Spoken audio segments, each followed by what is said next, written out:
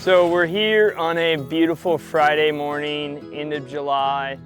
What I'm standing in is our cover crop that we planted this spring. It is a 10 variety cover crop. As you can see, lots of sunflowers.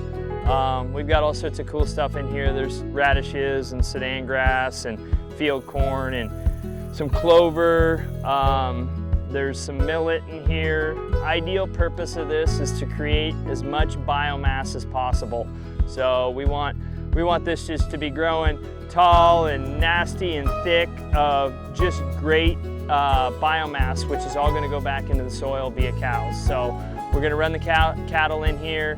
They're going to eat a bunch of it. They're going to trample some of it down. They're going to poop and pee everywhere, and it's just going to create this very good soil amendment, let's call it, for when we go into more of a permanent crop this next spring. Field over here, we actually planted some barley over there. The barley didn't work out too well, but it's working good now because we're able to initially start the cows there, and then we'll eventually bring them into the cover crop. We're hitting it with one last water right now before we bring the cows in.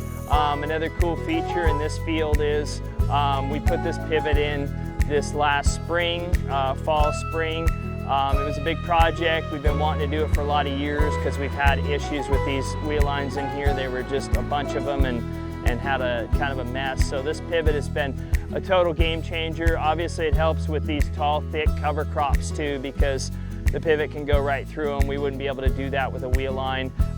It just isn't very efficient, but we can water this stuff up really good and give us a super good nutrient profile for our soil when we get the cows in here to knock all this down.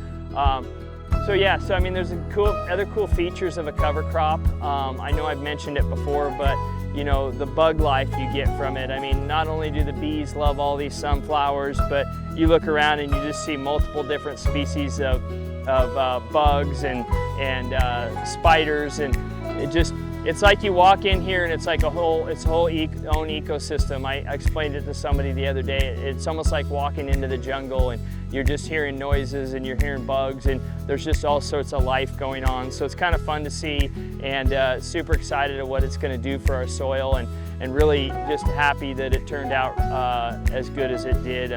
We planted it at the right time, and we've been able to water it efficiently. So yeah, it's beautiful. Everybody loves seeing the sunflowers, and I think it just kind of brightens people's day, driving by and seeing them, and we love having them out here.